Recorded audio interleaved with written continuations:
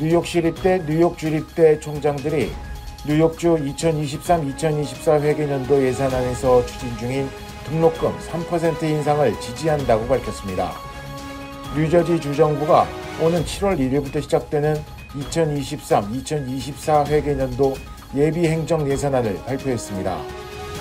캘리포니아가 가양담배 판매 금지에 이어 일반 담배 판매까지 단계적으로 영구히 판매를 중단하는 법을 추진합니다.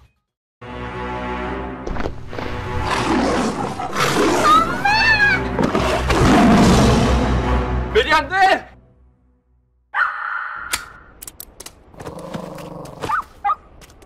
패티켓 지키셔야죠. 우리 개는 순한데. 주인에겐 순해도 타인에겐 사나울 수 있습니다. 그래서 반려인의 패티켓 알려드릴게요. 반려견과 외출 시 목줄을 꼭 착용해주세요. 배설물은 반드시 수거해주시고 반려동물 등록도 잊지 마세요. 하나 더, 일반인도 패티켓 지키셔야죠. 예쁘다고 함부로 만지지 마세요. 쉿, 반려견 앞에서 큰 소리를 내거나 갑자기 달려오면 놀랄 수 있어요. 모두를 위한 패티켓, 행복한 동행을 위한 기본입니다.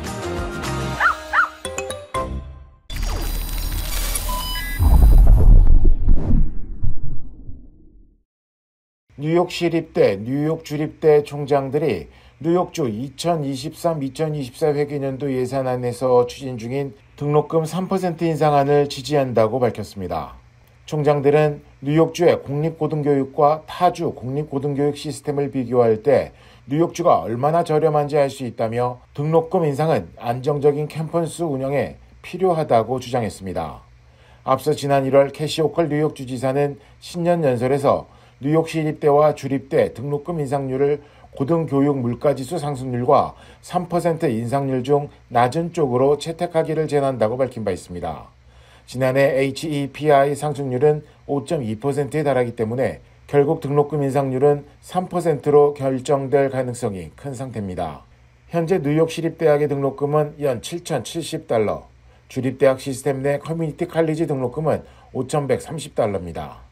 호컬 주지사 제안대로 인상률이 반영되면 학생들은 내년 등록금부터 대략 $144에서 많게는 $424를 더 지불하게 됩니다.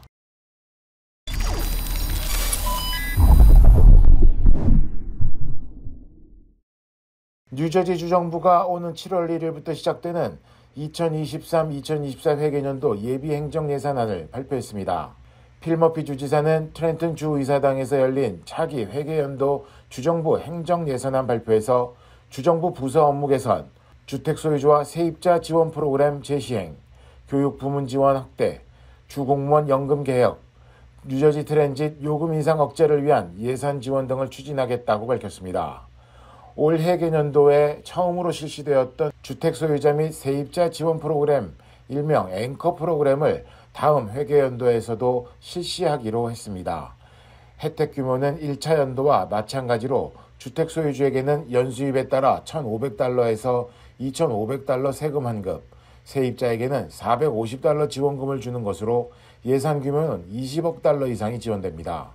머피 주지사는 지난 2년여 동안 팬데믹을 겪은 데다 최근 인플레이션과 강제 우태로 어려운 상황이지만 공정한 혜택을 위해 다음 회계연도에도 사회복지와 교육 분야를 중심으로 적극적으로 예산을 운용하겠다는 입장을 밝혔습니다.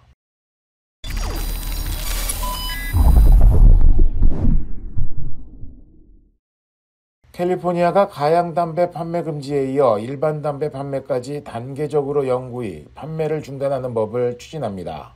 데이먼 코놀리 캘리포니아주 하원의원이 발의한 AB 935는 2007년 1월 1일 이후 출생자에게 사실상 담배 판매를 영구적으로 금지하는 내용을 담고 있습니다. 이 법안이 최종 발효되면 현재 16세 이하는 가주에서 담배를 살 수 없게 됩니다. 코놀리 하원의원은 다음 세대가 흡연에 중독되지 않도록 공중보건 및 복지가 우선시되어야 한다면서 다만 종교적, 문화적 용도로 사용될 때는 면제될 수 있다고 설명했습니다. 법안 내용에 따르면 담배 판매업자들이 법을 어길 시에는 최대 $6,000 벌금 및 면허 정지 등의 처벌을 받게 됩니다. 다만 물담배와 마리화나는 예외가 인정돼 계속 판매할 수 있습니다. 이 법안은 오는 17일 캘리포니아주 하원 소위원회에서 심의될 예정입니다.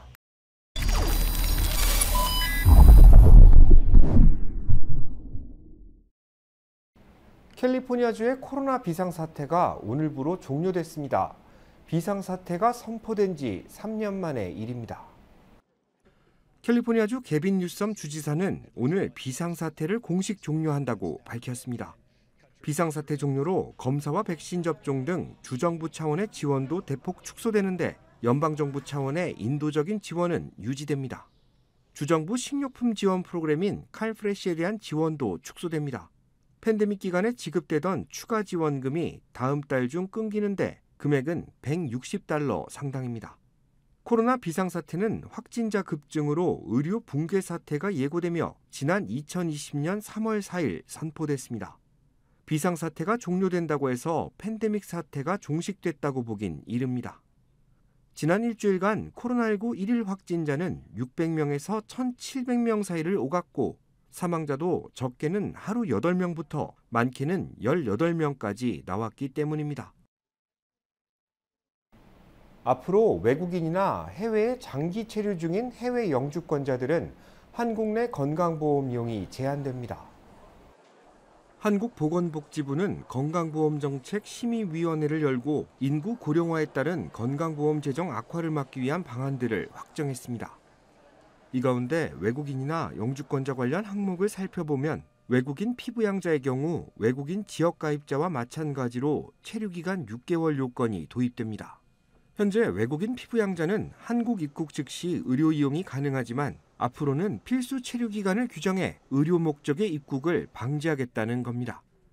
이에 따라 한국인 건강보험 가입자의 외국인 장인이나 장모, 성인 자녀 등은 다른 요건을 충족하더라도 입국 후 6개월간 피부양자 등재가 불가능하게 됩니다. 다만 배우자나 미성년 자녀는 현행대로 입국 즉시 건강보험 적용을 받을 수 있습니다. 장기간 해외 체류 중인 국외 영주권자가 지역가입자로 한국에 입국한 경우에도 입국 후 6개월이 지난 뒤부터 건강보험이 적용됩니다. 해외 유학생이나 주재원 등 비영주권자는 현재와 같이 입국 즉시 건강보험을 이용할 수 있습니다. 한국 정부는 이 같은 방안을 보건사회연구원의 기초연구와 함께 검토해 오는 9월 중 제2차 종합계획 형태로 발표할 예정입니다. 민주당에서 차기 대선에 도전하는 첫 번째 주자가 나왔습니다. 반면 공화당은 다수의 예비 후보자들이 출마를 시사해 민주당과 상반되는 모습을 보이고 있습니다. KBTV 김은지 기자입니다.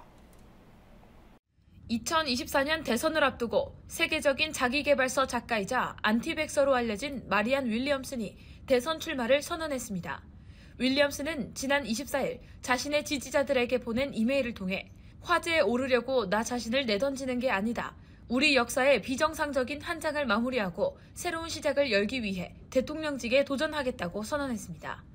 조 바이든 대통령은 아직 재선 도전을 공식 표명하지 않아 윌리엄슨이 민주당 내 첫 출마 선언자가 됐습니다. 윌리엄슨은 4년 전 민주당 대선 경선에 참여한 25명의 경선 후보자 중 한 명이었으나 12달 동안 이어진 여론조사에서 평균 한 자릿수 지지율을 기록하며 2020년 1월 중도 하차했습니다. 세계적인 작가답게 윌리엄슨은 미국인의 영적 교사로 불리며 정신수양 분야 베스트셀러 작가로 활발하게 활동했습니다. 한편 미 공화당 내에선 잠룡들이 본격적인 몸풀기에 들어갔습니다. 트럼프 전 대통령과 니키 헤일리 전 주 유엔 미국 대사, 바이오 기업 로이반트 사이언스를 창업한 인도계 이민자 2세인 비백 라마스와미가 대선 출마를 공식 선언한 데 이어 마이크 펜스 전 부통령도 대선 출마를 시사하고 론 디센티스 플로리다 주지사가 신간을 출간하면서 당내 대선 구도가 한층 치열해지고 있습니다. 경선 불판이 달궈지고 있는 공화당과 달리 민주당은 바이든 대통령의 재선 도전 선언이 나오지 않으면서 비교적 잠잠한 모습입니다. 바이든 대통령의 출마 선언이 늦어지자 고령이기에 출마를 포기하는 것일 수도 있다는 관측이 나오고 있지만 지난 27일 질 바이든 여사는 AP통신 기자에게 바이든 대통령이 가까운 시일 내에 대선 출마를 공식 발표할 것이라며 이를 일축했습니다. 지금까지 민주당 대선 경선 주자는 마리안 윌리엄슨 한 명에 불과하며 이는 민주당 경선 경기장엔 아직 바이든 대통령에 대항할 만한 중량감 있는 후보는 나타나지 않은 것으로 풀이됩니다. KBTV 뉴스 김은지입니다. 2024 대선 여론조사에서 바이든 대통령과 트럼프 전 대통령이 맞붙을 경우 트럼프 전 대통령에 조금 더 유리하다는 결과가 나왔습니다. 에머슨 대학이 유권자 1,060명을 대상으로 실시한 여론조사 결과 바이든 대통령은 트럼프 전 대통령과의 양자 대결에서 42%의 지지를 얻었습니다.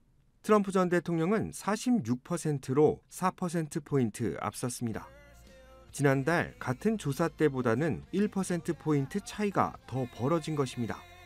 반면 공화당의 떠오르는 주자 디센티스 주지사와의 양자 대결에서는 바이든 대통령이 4%포인트 차로 앞섰습니다. 공화당 당내 가상 경선에서는 트럼프 전 대통령이 55%의 지지를 받으며 25%의 지지도를 나타낸 디센티스 후보를 눌렀습니다. 민주당 지지층을 상대로 한 조사에서는 바이든 대통령이 차기 대선 후보가 되어야 한다고 답한 유권자가 71%에 달했습니다.